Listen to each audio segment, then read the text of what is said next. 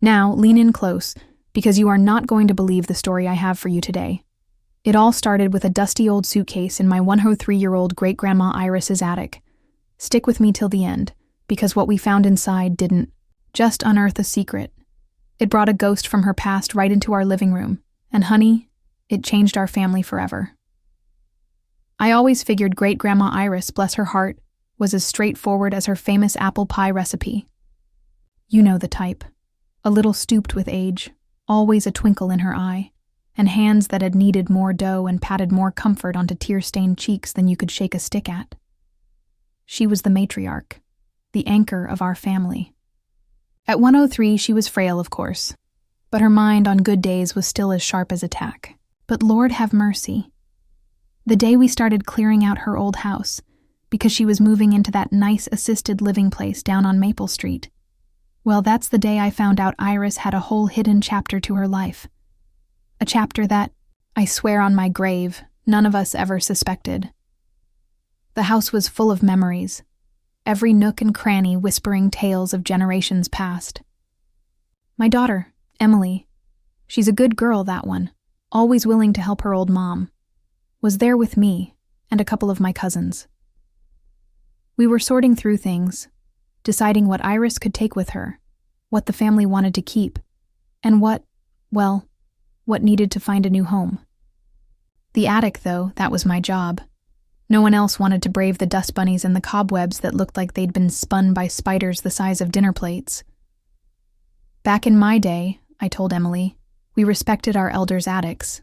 They were treasure troves. She just rolled her eyes. Bless her. So, up I went, armed with a flashlight and a kerchief tied around my hair like some old-timey cleaning woman. It was hot up there, stuffy, and smelled of old paper, cedar, and something faintly floral, like pressed roses. Boxes were piled high, ancient trunks sat like sleeping giants, and clothes from eras long gone hung on a rickety rack, draped in ghostly white sheets. I was feeling a bit nostalgic, thinking about Iris as a young woman, wondering what dreams she'd dreamt up here in this very attic. I was about to call it quits for a water break when I saw it, tucked way back under the eaves, almost hidden behind a stack of old hat boxes. It was a suitcase. Not just any suitcase, mind you. This was an old, rich brown leather one, the kind with brass clasps and reinforced corners. It looked like it had seen some serious travel, but also like it had been deliberately hidden. My heart did a little flutter. What in the world? I dragged it out, coughing as a cloud of dust poofed around me. It was heavy and locked. Now, my curiosity, which I inherited straight from my own dear mother, was pinging like a 5-alarm fire. I jiggled the clasps, but they wouldn't budge. Drat, I muttered. I wasn't about to be defeated, though. I hollered down to Emily to see if she could find a hairpin, an old key, anything. After a bit of rummaging in what used to be Iris's sewing basket, Emily came up with a tiny, rusty key that looked like it belonged to a diary. "Think this'll do it, Mom?" she asked, skepticism written all over her face. I took a deep breath. "Only one way to find out, honey." I slid the key into one of the locks. It was stiff. I wiggled it, turned it gently, and then, click. My goodness, my heart leapt. The other lock was just as stubborn, but after a moment of patient fiddling, it gave way too. I looked at Emily, who was now just as intrigued as I was, her eyes wide. "Ready for this?" I whispered. I lifted the lid. The first thing that hit me was a faint, sweet smell, like old lavender and baby powder. My breath caught in my throat. Lying on top, carefully folded, were a set of baby clothes. Tiny, delicate things, yellowed with age, a little gown trimmed, with lace, a soft flannel receiving blanket, and a pair of the smallest hand-knitted booties I'd ever seen. My mind just went blank. Baby clothes? Iris? My grandmother was Rose, and her brother was Ben, Iris's 2 children, both of whom had lived long, full lives, and given her plenty of grandchildren and great-grandchildren, myself included. There had never, ever been a whisper of another child. Not once. Not in all the family stories. Not in any of the old photo albums. Nothing. Beneath the clothes was a small velvet-lined box. I opened it carefully. Inside, nestled on faded satin, was a photograph. A sepia-toned picture of a young woman, undeniably Iris, but an Iris I'd never seen. She couldn't have been more than 20. Her hair was styled in soft waves, and her eyes held a universe of emotions. A little bit of fear, a whole lot of sadness, but also an undeniable, fierce love. And in her arms, she was cradling a tiny swaddled baby. Lord have mercy. Emily breathed beside me. Who is that, Grandma? I could only shake my head, completely stunned. My blood ran cold, I tell ya. A baby? Whose baby? Great-Grandma Iris had only ever talked about Grandma Rose and Uncle Ben. This was something else entirely. This was a secret. A big one. Then, underneath the photo, was a bundle of letters, tied with a faded blue silk ribbon. The envelopes were addressed in a spidery, elegant hand, but not to anyone. They were simply marked with dates, spanning over a year, back in the late 1930s. The return address on some of them was just Iris. My hands were shaking as I picked up the first letter. The ink was faded, the paper brittle. As I started to read, the first line just jumped out at me, and I swear on my grave, my heart stopped. It said, "My dearest little sparrow, they're taking you from me tomorrow." Taking who? And who, in God's name, were they? What on earth had my sweet great-grandma Iris been through? This wasn't just a discovery. It felt like I'd stumbled into the middle of a heartbreaking mystery, one that had been silent for almost 90 years, and I had a terrible, sinking feeling that this was just the beginning. The very air in that attic suddenly felt heavy, charged with unspoken sorrow. I looked at Emily, her face pale. We both knew, without saying a word, that we couldn't just close that suitcase and pretend we hadn't seen it. No, sir. This story, whatever it was, needed to be heard. But what it would mean for our family, for our perception of Iris, well, that was a question that sent a shiver right down my spine. I tell ya, walking out of that attic with that suitcase felt like I was carrying a bomb. My mind was racing a mile a minute. What was I supposed to do? Tell the whole family? Confront Great-Grandma Iris, who was already so fragile? It just didn't feel right. So I did what any slightly guilty but intensely curious granddaughter would do. I snuck that suitcase out of the house and took it home with me. Emily, bless her practical heart, just nodded. "Probably for the best, Mom," she said. "Let's figure out what we're dealing with first." I felt like a sneak thief, but something told me this wasn't a story for a big family announcement. Not yet, anyway. That evening, after a dinner I barely tasted, Emily and I sat down at my kitchen table, the suitcase between us like some forbidden relic. We carefully laid out the contents, the tiny clothes, the heartbreaking photo of young Iris and the baby, and that thick bundle of letters. "Okay, little sparrow," I murmured, touching one of the knitted booties. "Let's see what your mama wanted to tell you." We started with the earliest dated letter. Iris's handwriting was beautiful, a flowing cursive that spoke of a good education, but the words were raw with emotion. She was writing to her unborn child, her little sparrow. The first few letters were filled with such hope and joy. She wrote about a man named Thomas. "My dearest Thomas," she'd write. "He has a laugh that could charm the birds from the trees, and when he plays his violin, my heart fair to dances out of my chest." Thomas, it seemed, was a musician, full of dreams and passion. She described their secret meetings, the stolen moments, their plans for a future together. It was a love story, pure and simple, the kind that makes an old romantic like me sigh. But then, the tone of the letters began to shift. There was a tremor of fear, a hint of trouble. "Thomas's parents, they don't approve of me," she wrote. "They say I'm not good enough for their son. And Mama and Papa, they'd have a fit if they knew how serious we are." Back in my day, honey, and certainly back in Iris's day, things were different. A family's reputation, social standing, it meant everything. Especially for a young woman. Then came the letter we both dreaded and were drawn to. Iris revealed she was pregnant. "Our little sparrow is on the way," she wrote, a mix of terror and fierce protective love in her words. Thomas, she said, was overjoyed.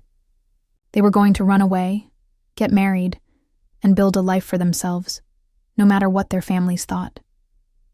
He was going to get a steady job, he promised. They'd have that little cottage with a white picket fence she'd always dreamed of. You won't believe what she wrote next.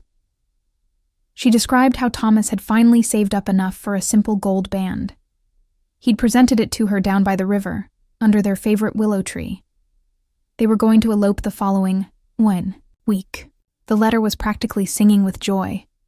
And then, the very next letter, dated only a few days later, was tear-stained, the ink smudged in places. "My Thomas is gone," it began. Just like that. My heart clenched. Emily gasped and put her hand over her mouth. He'd been in a terrible accident. A logging truck, a rain-slicked road. He was killed instantly. Iris was devastated, alone, and carrying their child. "The world is gray, little sparrow," she wrote. "The music has stopped." The subsequent letters were a chronicle of despair. Her parents, stern and unyielding figures from a very conservative generation, discovered her secret.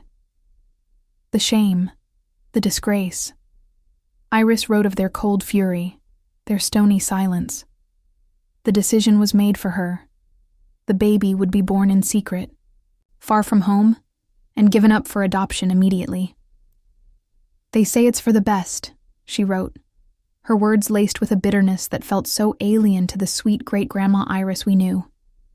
"They say it will save the family name.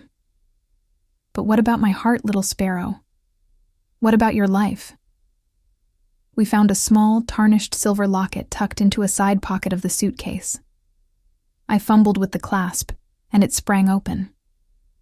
On one side, a tiny, faded photograph of a handsome young man with kind eyes and a hopeful smile. Thomas, no doubt. The other side was empty, a hollow space where a picture of her baby should have been. A baby she might never have even been allowed to. Photograph, Lord have mercy, the cruelty of it all. Emily, who's much better with all that modern technology, started doing some discreet online searches for Thomas and any details Iris might have mentioned. Meanwhile, I kept sifting through the suitcase. Tucked into the very back, almost as an afterthought, was a small leather-bound diary. Its pages were brittle, the lock broken. We read through all the letters, tears streaming down our faces. It was like watching a tragedy unfold, knowing there was nothing we could do to change the outcome. The final letter in the bundle was the one I'd glimpsed in the attic. "My dearest little sparrow, they're taking you from me tomorrow. I will never forget you. I will love you until my dying day. Your Mama." It was dated from a town we'd never heard of, a place called Oakhaven. Emily, meanwhile, had been quiet, staring at her laptop. "Mom," she said slowly, "I found some references to a St. Jude's Home for Wayward Girls in Oakhaven.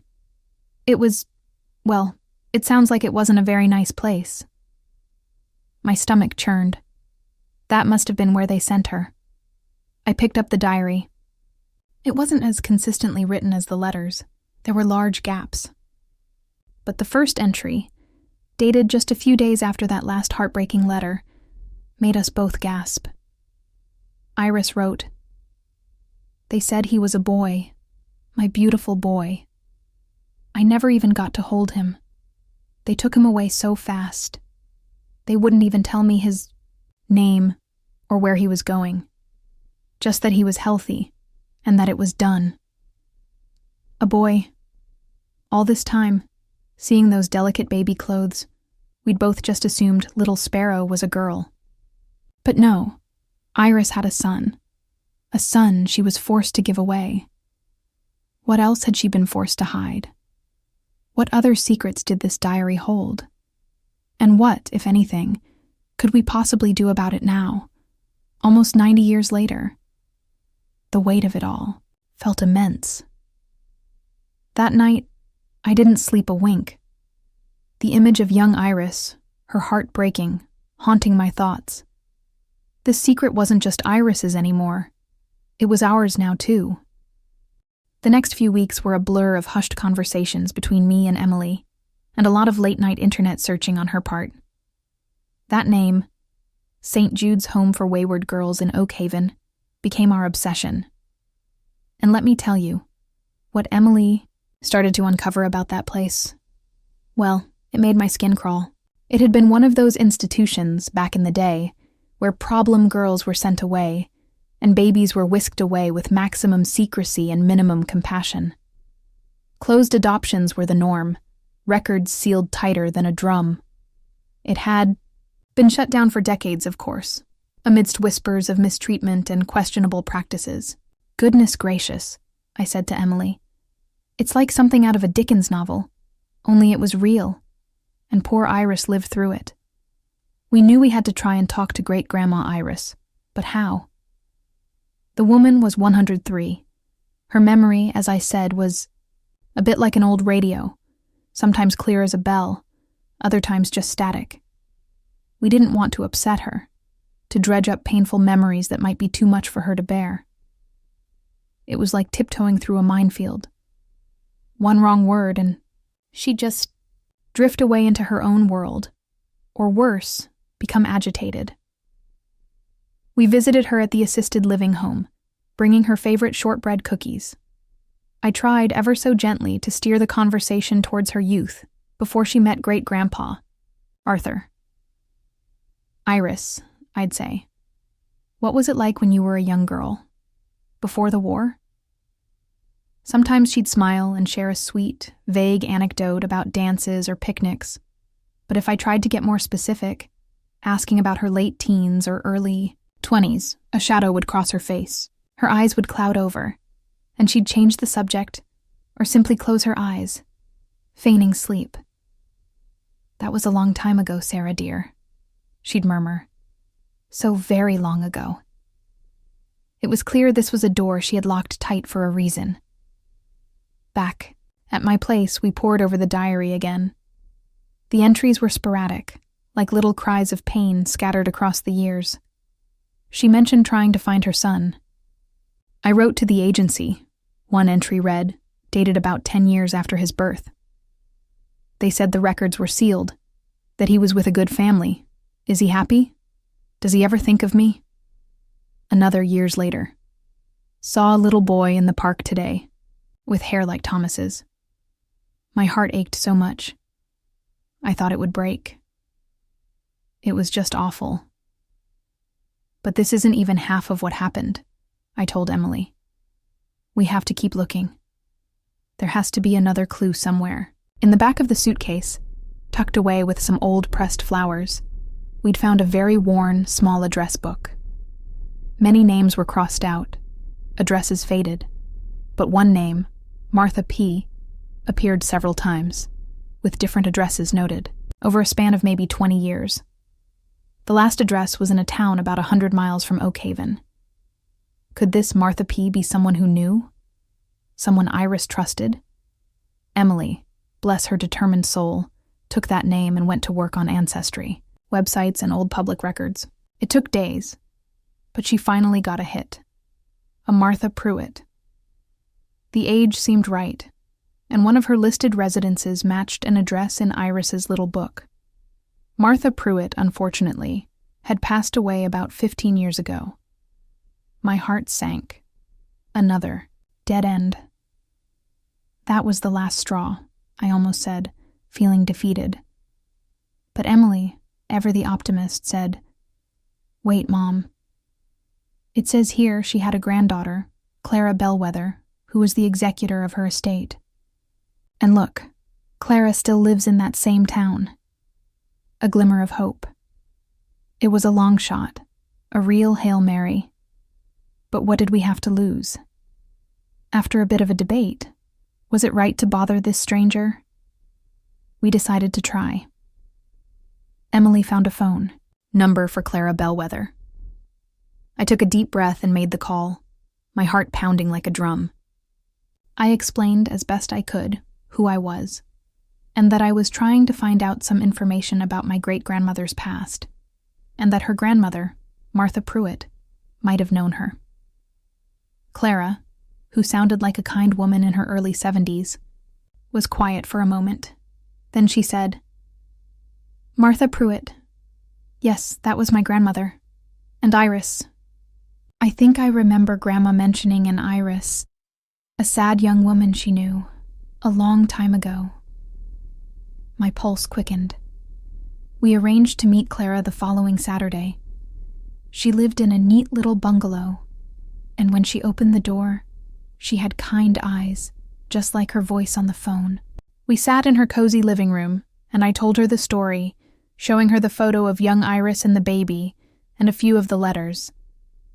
Clara listened patiently, nodding now and then. "My grandmother Martha," she began slowly. "She volunteered at a place, a home for unwed mothers, St. Jude's, I think it was called. She never spoke much about it, said it was a sorrowful place, but she did mention a young woman named Iris, whose baby was taken. Grandma always felt awful for her. She said Iris was heartbroken, but her family was very strict, very concerned with appearances. So far it confirmed what we knew. But then," Clara leaned forward, "Grandma Martha said something else, something that always stuck with me. She said that baby boy, yes, she was sure it was a boy, a healthy little fella. He wasn't adopted by strangers, not in the usual way. He was taken in by a distant cousin of Iris's own family. They lived in another state, and they were older, childless. Apparently Iris's parents arranged it all, paid them a sum of money to raise the boy as their own, passed off as a late-in-life child. To keep the scandal quiet, you see, but also, maybe to keep him, in some strange way, within the family orbit, even if Iris could never acknowledge him. A cousin? Paid off? My head was spinning. This meant great-grandma Iris's son, our lost relative, grew up thinking someone else was. His mother, possibly never knowing the truth about his birth. It was a betrayal on top of a tragedy. Clara then looked at me, her eyes wide with a sudden memory. "And Martha," she said, her voice dropping to a whisper. "She kept something. Something Iris gave her many years later, after Martha had tried, and failed to find any official record of the boy for Iris. Iris asked her to hold on to it just in case Martha ever heard anything, or if Iris passed away. Something for the boy." My heart thumped. "What was it, Clara? Do you still have it?" Clara nodded slowly. "I think so. After Grandma passed, I found a small box with her important papers. It had Iris's name on it. I never knew what to do with it." She stood up and went to an old secretary desk in the corner. She rummaged for a moment, then pulled out a small, plain, sealed wooden box. It wasn't very big, maybe the size of a shoebox for baby shoes. What in tarnation could be in that box after all these years? It felt like we were on the verge of something huge, something that could either bring incredible joy or more profound sorrow. My hands were clammy. This secret just kept getting deeper and more complicated with every turn. Clara placed the small wooden box on the coffee table between us. It looked ancient, the wood dark and smooth with age, and it was sealed with a faded wax stamp that I couldn't quite make out. Grandma Martha told me Iris gave this to her sometime in the 1950s, Clara said softly. Iris had apparently tried once again to find her son, with no luck. She was so afraid she'd die without him ever knowing she loved him. I swear on my grave, my heart did a flip-flop.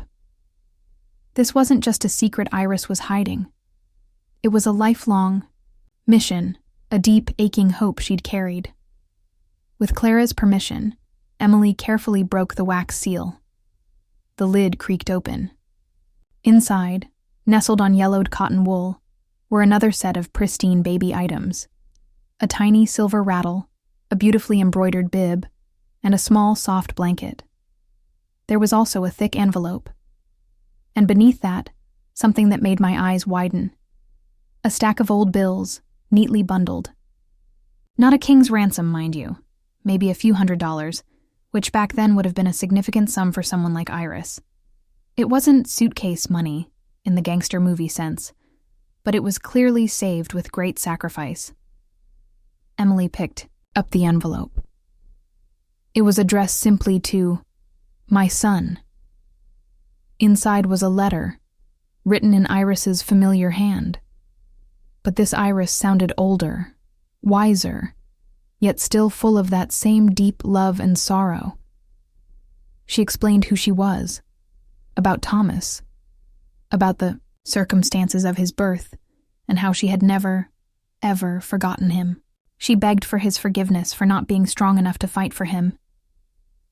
If you are reading this, it said, it means Martha found you, or someone found this for you. Know that not a day has passed when I haven't thought of you, my little sparrow. I pray you've had a good life, a happy life.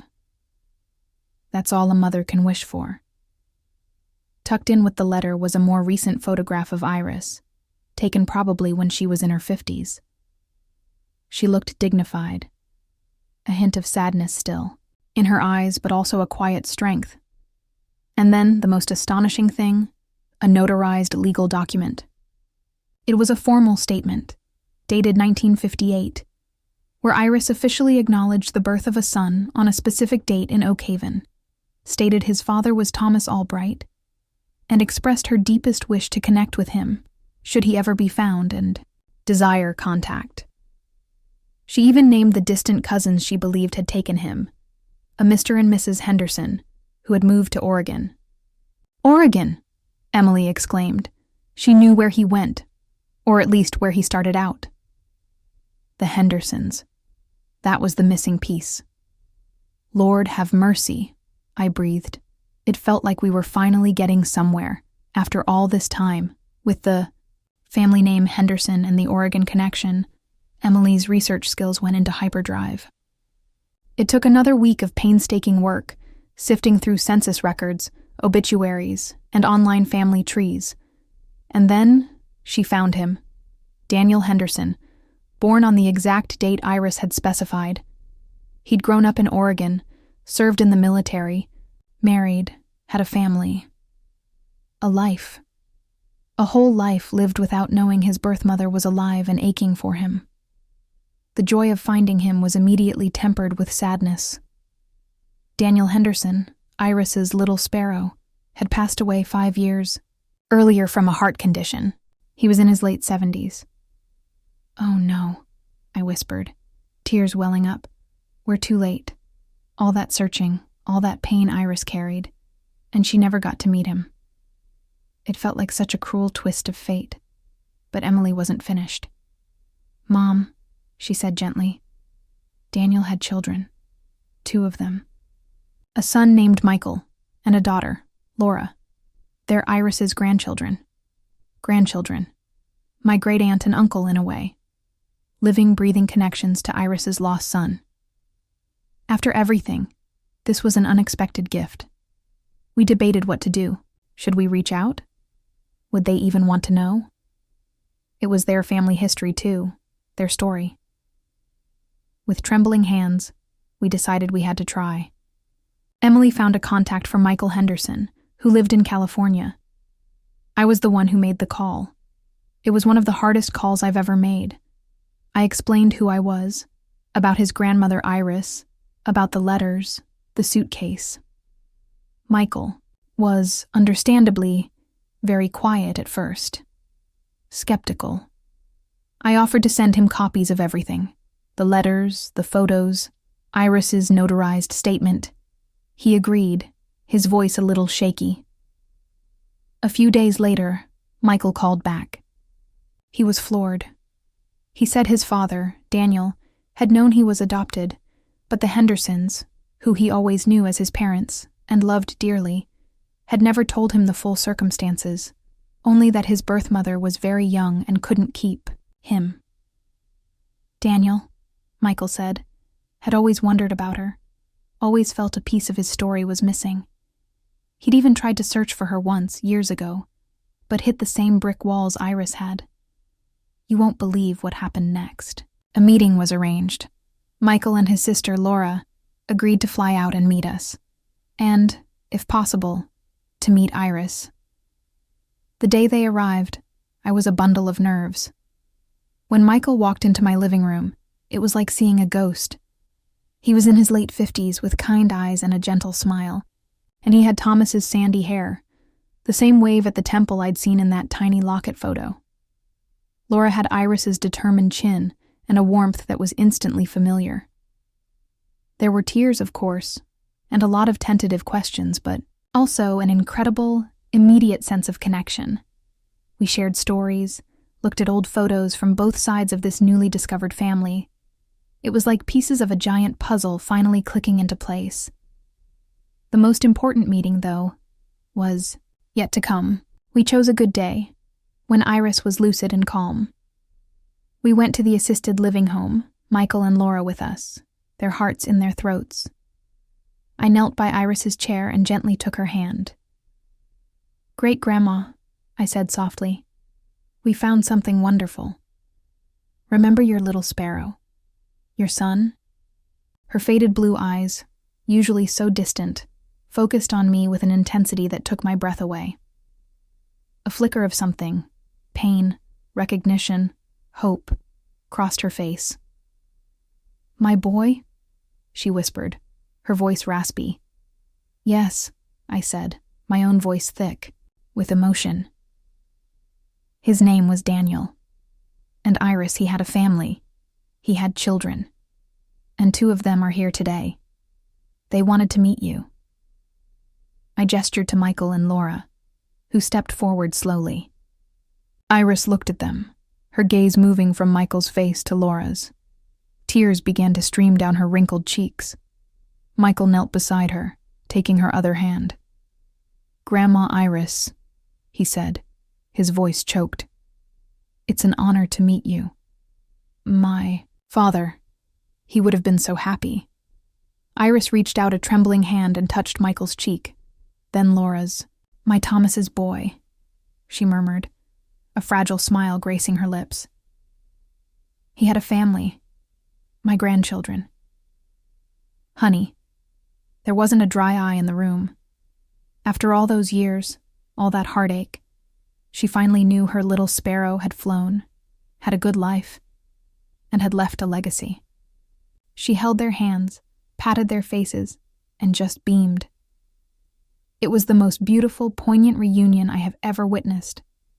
The money from the wooden box, along with some that Iris had carefully saved in her own accounts over the decades. A secret stash for my boy was given to Michael and Laura, not as some grand inheritance they were owed, but as a gift from Iris, a tangible symbol of the love she'd carried for so long. They decided to use it to start a small education fund for Daniel's grandchildren, Iris's great-great-grandchildren. Well, I tell ya, that old suitcase did more than just air out a few old linens. It aired out a lifetime of secrets and brought us a whole new branch of our family tree. Great-Grandma Iris, bless her heart, passed away peacefully a few months later, just shy of her 104th birthday. She died knowing her story was complete, her heart finally at peace. She got to see photos of her great-great-grandchildren and hear stories about Daniel's life. It just goes to show, You never truly know the burdens people carry, even the ones closest to you. And sometimes, the greatest treasures aren't gold or jewels, but the stories that connect us, the love that endures. So, what do you think? Would you have opened that suitcase? And what would you have done if you were in my shoes, uncovering a secret that big? Let me know your thoughts down in the comments below. And if you love stories that tug at your heartstrings and make you think, go on and give this video a like, and don't forget to subscribe for more tales from this old gal. You never know what I'll dig up next.